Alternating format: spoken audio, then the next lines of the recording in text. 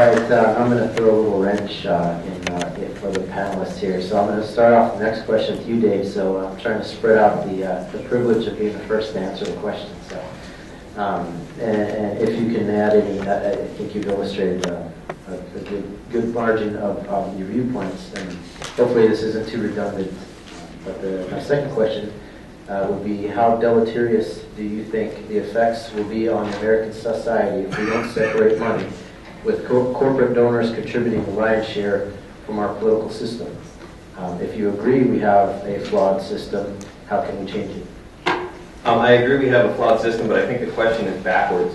The question is, how do we separate money from our political system? I would ask, how do we separate our political system from money? So what is money? Money is simply the most fungible, it's the most commonly used commodity in a society. It's not magic. Well, the money we have is magic. It's just paper with dead guys on it, murderers on it, right? But money is just a highly valued commodity, and it's the most used commodity. 50% of every transaction is money, right? You exchange money for goods. Money forms half of that transaction. In America, and in most of the world, we've agreed to give the sole role of valuing this commodity, which is the most important commodity in the entire society, to a group of men in a dark room. In the United States, we call it the Federal Reserve. There's 12 guys on the Federal Reserve Board who determine the value of the commodity that forms half of every transaction. And so, of course, it becomes highly politicized when you have a little cartel of a dozen people that determine half of the economy. Also, as a function of this system, politics being involved in money, not the other way around, by law, the primary dealers, the big banks that Occupy is protesting or trying to protest, by law, they receive new money that's created first. By the Federal Reserve Act, they are required by law to give new money that's created to the primary dealers first, right? And so this is not something that campaign finance reform is going to change. This is a fundamental question about who is allowed to control money, who's allowed to control the value of the most important commodity in a society. And we've agreed in America, which is supposedly this capitalist bastion of freedom, that we will remove capitalism, we'll remove the market, we'll remove voluntary peaceful exchange from the most important commodity in our entire society. And I think that's where all of the problems, in fact, that Occupy is dealing with, the wars, the drug war, locking people in cages, I think it all comes from that.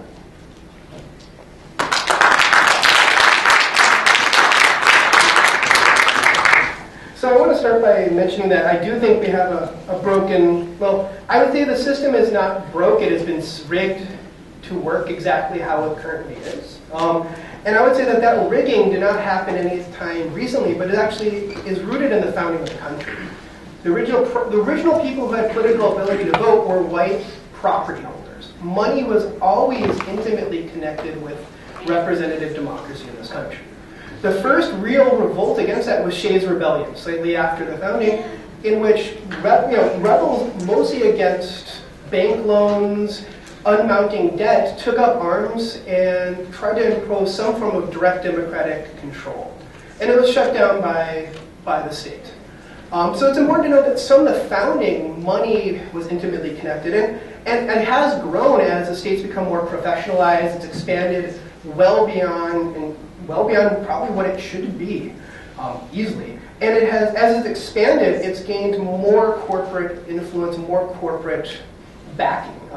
The Gilded Age marked highly by roughly the buying of politicians. The railroad industry was expanded largely by corporatism. I mean, you could keep going on. Almost every single war was relatively promoted by large corporate interests who made significant amount of money off of, frankly, redistribution of wealth from the working people to the wealthy. That's the role. That's why they take over the powers of the political state. So, I mean, I personally think that the founding was set up in order to maximize the power of wealth.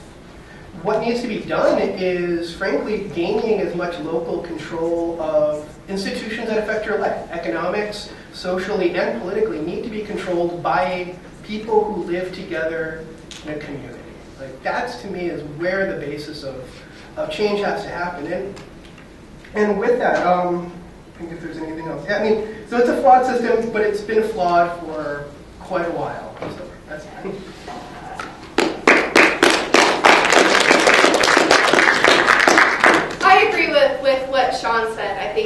lot of what Sean said is absolutely right. To think about this question of how do you separate politics and money, you have to think about it as how do we separate an American political system under which we are citizen consumers, in which markets rule and orient our lives. The question then becomes how do we navigate that? The problem with politics and money is that policymakers have become more responsive to those who have wealth. Our U.S. senators are 3 times more likely to vote for the policy preferences of their wealthy constituents than they are to vote for your interests. Hello, Newt Gingrich and Sheldon Adelson, right?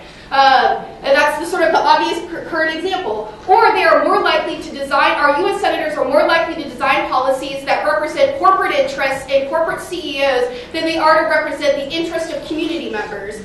We may be the richest nation in the world, but we're the richest nation because we design policies to incorporate and to promote the interests of the rich. That's how we're the richest nation in the world. That doesn't mean that we're all rich, but there's a 1% who certainly is. And so leaders make policies that appease the markets. And that doesn't mean that our interests are the market's interests. That means that they've got the interests of the markets at mind and not necessarily ours. The problem with that is that it creates a really negative feedback cycle in which increased wealth also means increased inequality. And that reduces the chances that people who are in the 99%, to use the sort of vernacular that the Occupy movement likes to use, have very little influence or ability to influence policymakers, and thus have very little ability to create laws or to influence laws that could help them get out of poverty, like supporting Medicare, Medicaid, Social Security, and so on. The result then is a highly inegalitarian society and an unequal society, while those who have more wealth and more power move further and further away from accountability by us citizens and into the accountability of the markets, in whatever the markets mean. And really that's a reversal of the social contract under which this country was founded. And that really, to sort of reiterate what Sean said, is a dissolution of the social ties that bind us, that make us citizens, that make us community members. And if we can't re-engage each other as citizens, then our nation is doomed as a political system. Sorry to be dour about it.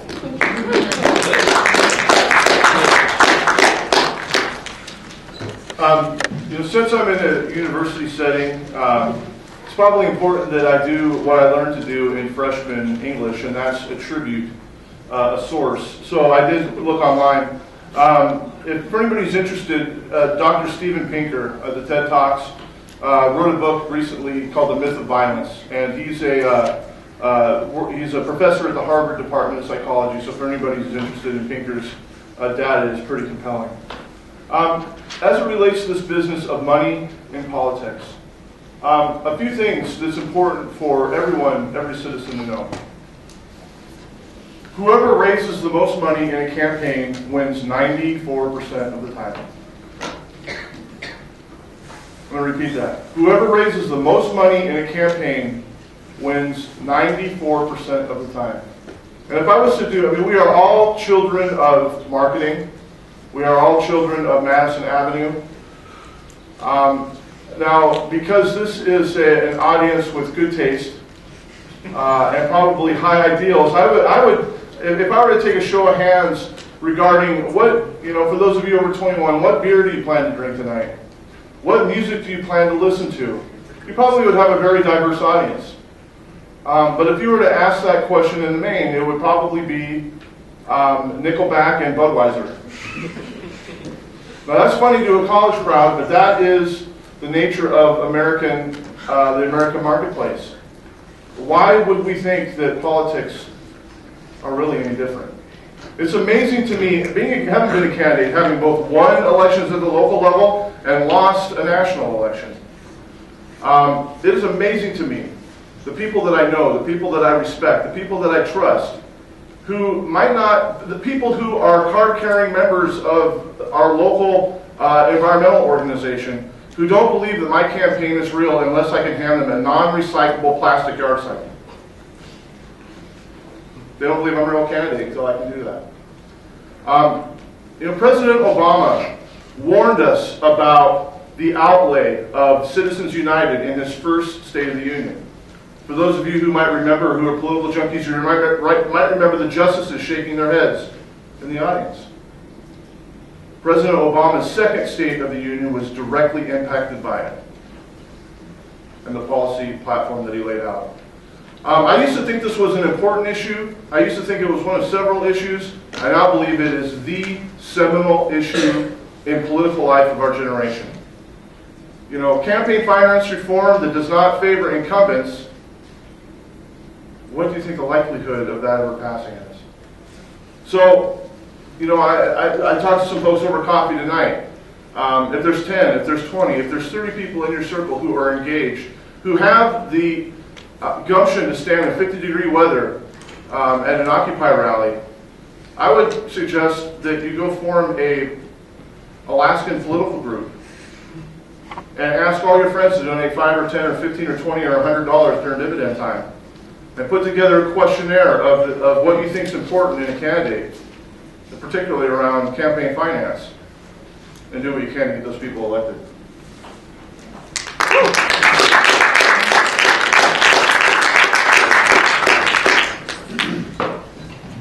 Well, kind of take advantage of having a microphone, kind of step back. I know a few people that identify themselves as neoliberals, but the idea that neoliberalism, the idea is that we have to have government control of the economy.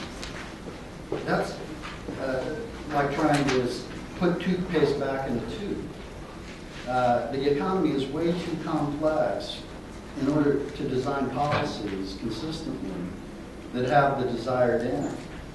And so the whole economic control aspect that you're discussing, I'm afraid when you try to control things, the outcomes are typically what you don't plan. The second thing, though, getting to corruption, I don't know, being politically enculturated in Chicago, corruption is something that I understand fairly well in politics. But if we think again about the history of government in general, but in the United States specifically, corruption has been a problem in politics forever. It wasn't until recently, in the 60s, 70s, and 80s, that laws were passed that allowed, that disallowed a senator, for example, who builds up a $10 million campaign chest. When he retired, he used to be able to keep that money personally. That's the kind of thing that we've been getting rid of over time. The latest campaign finance reform that has been passed has really done nothing to affect campaign finance reform per se. Big money is involved. It's not only large corporations, the other type of business, large business that has influence, undue influence, are unions. Any group with a large amount of money can affect government decisions. Now, how can we prevent that? People have been trying to come up with solutions for this for a very long time. And I haven't heard any good ones, really, ever. So hopefully the Occupy folks can come up with a strategy to remove the importance of campaign contributions and affecting legislation. But the corruption that goes on in Congress is much more invisible. For example, Congress, U.S. Congress, congressmen and senators are exempt from most of the laws that they pass. I don't understand why that's the case. They should be under the same laws as the rest of us. So part of our problem is our political elite, our elected officials, in fact, are treated in special conditions that the same laws do not apply to them as apply to us. Now, the latest campaign finance reforms, I got to stop, really hasn't done anything about the influence of money in the political process. But how can we fix this? That's my question. Please, somebody tell me. Tell me, please. A lot of pressure. I can't speak candidly while I'll go to jail.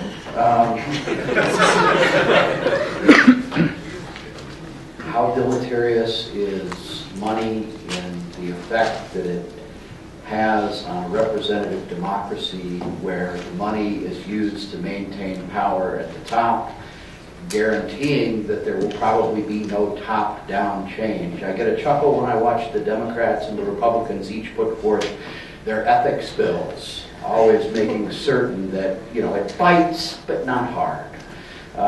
We have anti-corruption laws, and they bite, but not hard. Who went to prison from Chase or Citibank in regard to fraudulent trading in shorts? We know Keating went to prison years ago when this kind of thing went on.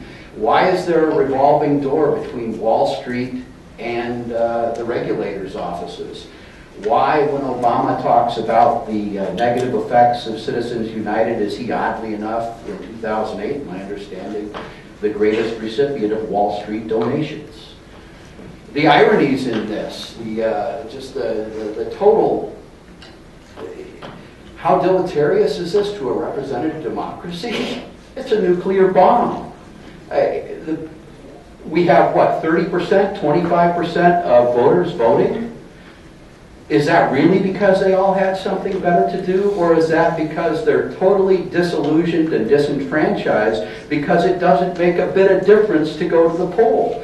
Money talks. 94% of the people with the greatest amount of money win an election. Okay, but the voters can still vote, right? Wait a minute, how's that primary ballot formulated? Name recognition equals cash. Where did the cash come from? Tom DeLay went to prison, or is going to prison in Texas, for doing what Citizens United now says more or less is okay. These are improvements to our conundrum. If the folks in charge show any greater concern, and I do want to backstep here a minute, and the folks who said that we have the highest standard of living, there are numerous countries in Europe right now with substantially better standards of living, greater or lesser mortality rates, greater longevity rates, better real actual income. The number of times I listen to people blinded by the flag, man, and all I can say is I hope you're better at raising your kids than you are at raising your government.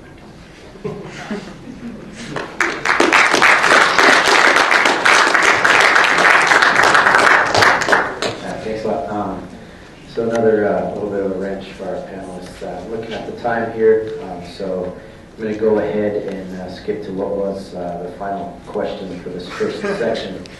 And what that'll be is I'd like to give each of the members an opportunity to bring out or revisit any issues we may or may not have covered in the discussions come from the questions you were given, or just pretty much I'll leave it open to your discretion, and we'll start with Karen.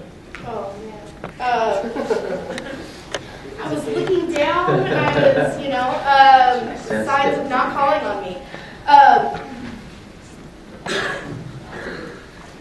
I've talked a lot about democracy, and because I think it's really important. I think more than the economic problems that neoliberalism is causing, or more than the economic problems that we're facing at the moment, is this crisis of democracy, this crisis of citizenship that we're facing. And I think that is nowhere clearer than what you're seeing in the European Union, something that we haven't really talked about at the moment, the European Union, the disintegration of the European Union at the moment. We have countries facing serious economic, political, and social crises at the moment, where you're looking at Greece, in which they are facing a near depression, and their citizens who are our age, 25 and under, who are almost all unemployed, and I think that's a real crisis. But we have in the European Union officials say that you don't need to be ruled by people who are elected by citizens. You need to be ruled by and have decisions for your country, the future of your country, made by politicians and made by economic elites who will run the finances of this country. Those people, like Mario Draghi in Italy, are not representing the citizens. He's not beholden to the citizens. But he's beholden to the European Central Bank, and he's beholden to bondholders. And that's really scary. And I fear for the European Union and citizens in the European Union what democracy will look like in that series of countries in the future. And I think that has what happens there will have a real effect on and be a good telling sign as to what would happen here in the United States if we continue sort of in this neoliberal tradition. Sean, you're next. All right, so there's a lot I want to talk about. I guess I want to go just and frankly state that the current political, economic, social structures we have created are inherently unsustainable. And I mean that not even just capitalism or neoliberalism, but possibly even the concept of industrialism as its own term might in its own way be, I mean, with climate change being such a serious problem, we have an economy in which things are shipped thousands of miles that could be made closer at home. And it's done because of externality costs that we're able to spread out. Likewise, we have a war economy in which we're spending, I don't even know the number, probably close to $1 trillion a year on killing people, on expanding militarization of the society, of militarizing the police, of increasing surveillance over our own people. I mean, this is the kind of logic that underrides Stalin's conception of politics, not a democratic or free society. On top of that, we have a representative system, and I personally don't believe, I'm going to probably be the only political scientist who will say this, but I don't really think voting does very much. To quote Emma Goldman, and I really think that is completely true. And so to me, the only answer is to do what the old Wobbly said, and that's kind of to create a new world in the shell of the old. And to me, I look to examples like the Zapatistas in rural Mexico. I look to the rioters in Greece who are fighting back. I look to the Occupy folks in Oakland who are squatting apartments and doing general strikes. To me, that's kind of the spirit that needs to be done and kind of the motivation and kind of where I personally look to for inspiration. I guess I have 30 seconds, but I'm done.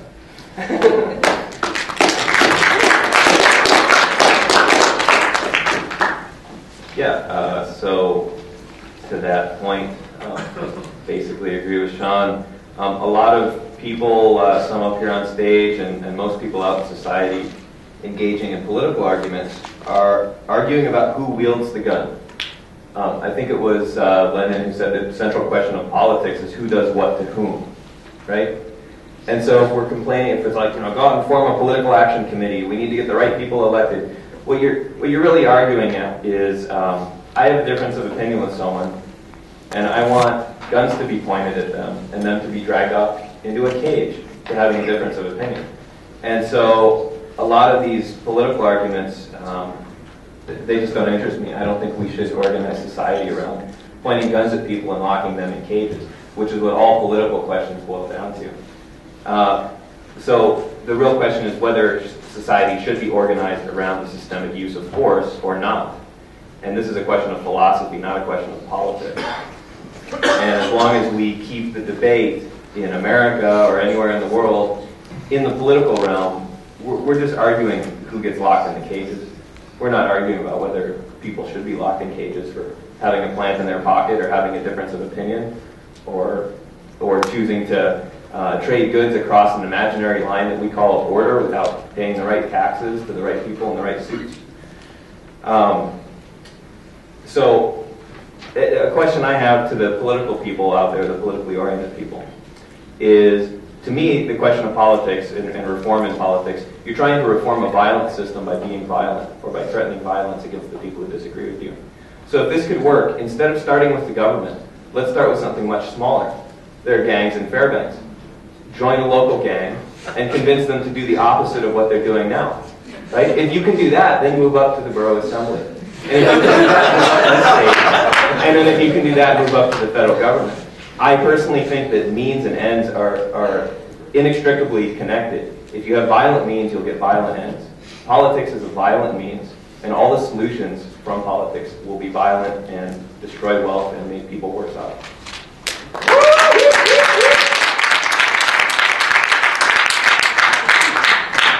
You're up there. I'm next.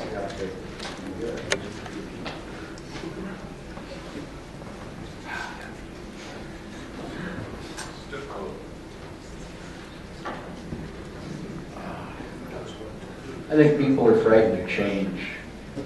I think we talk about it all the time. You can pick it up in 3 out of 4 conversations at your corner cafe. How bad the government is, how bad my neighbor is, how bad this is, how bad that is. Give people an opportunity to change. People are also afraid of freedom as much as we say we worship it. We have not examined ourselves enough to solve the problems that generate with us. We are not willing to put at risk those things we would need to put at risk to bring real change. We are gullible to advertising, as has been covered. We can look back on the undeveloped gas tax that was voted down after the oil companies who stood to benefit put forth $2.5 million in advertising, and we had nothing in ads, and we actually voted against ourselves. And those sorts of things in our political history here, recent, distant, look back to abolition and the number of slaves that stayed on the plantation after they were set free because that was what was familiar and comfortable. Okay? My disgust with my society, why I stay at home, is because I live in a world of lemmings, including sometimes myself. I came back from Wall Street thinking, to some degree, I betrayed myself because I was not willing to risk what needed to be risked. And I could say, well, I had responsibilities here, and I had responsibilities there, and I had this that I needed to do, and that I needed to do. And you know what? If you need to change those things, it's going to take some risk, and you may miss your card game at 5, and you may go to jail, and you may not be able to cross the border after that. And that's the point at which you say, what is it I really want, and what is it I'm really willing to give for it?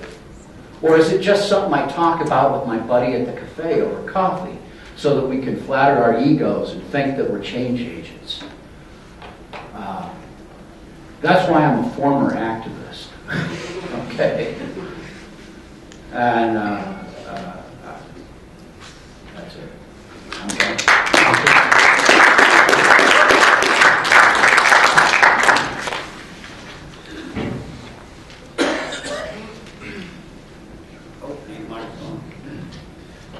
One of the things that kind of confuses me about the terminology used for it. Everybody in this room is one of the 1%. Woo! Finally! Thank you. The 99% don't. The 99% aren't in this room. The 99% are, say, in the inner city or in Africa, Nigeria. Those are the 99%. And here we are, 95% of the people in the United States have a better standard of living than you pick any country and say Africa.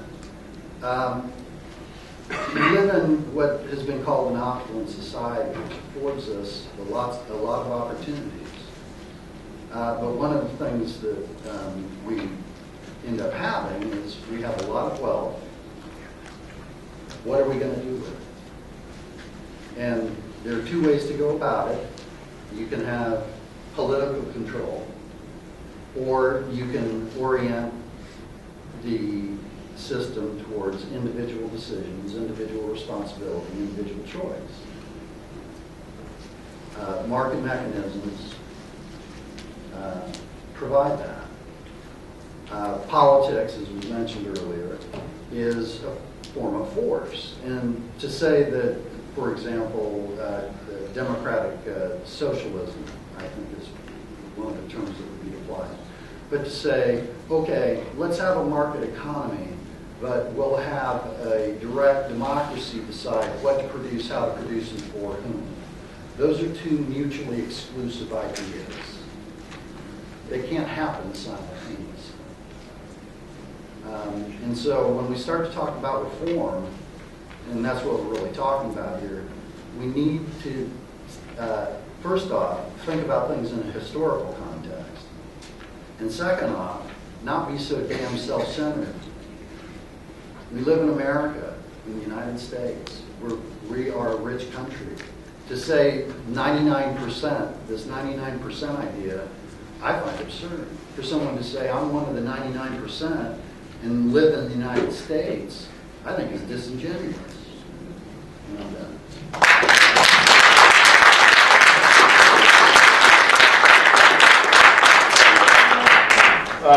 Just for the record, after tonight's panel discussion, I'm putting you in a cage.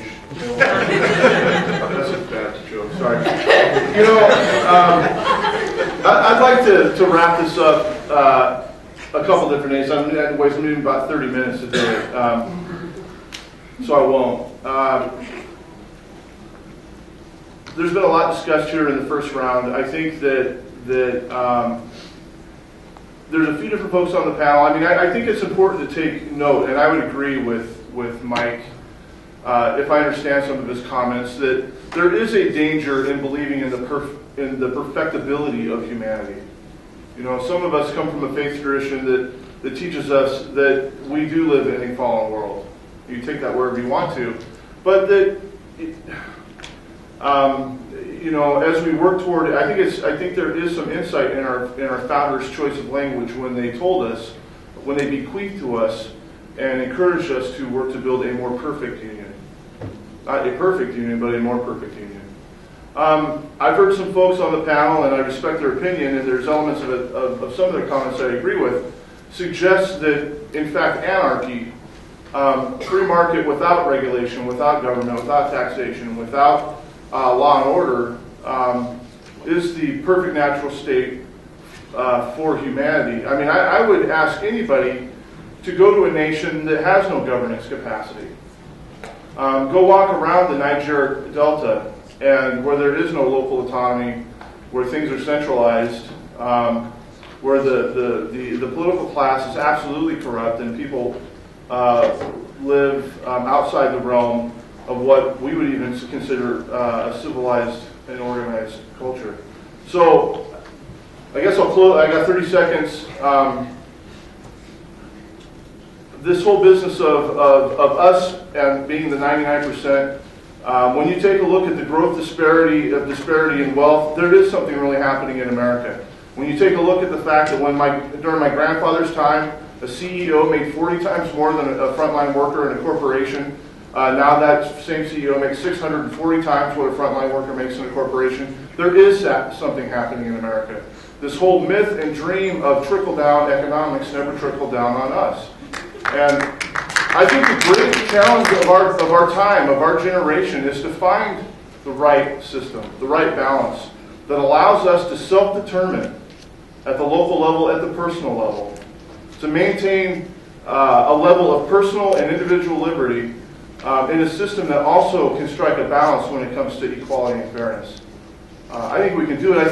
I think what we don't sometimes do is give ourselves enough credit for how far we've come. In some ways, we are the hopes and dreams and aspiration of an earlier generation of Americans who didn't have maybe all the civic capacity that we do actually have and build up over time. Thank you. That concludes the first half of our program.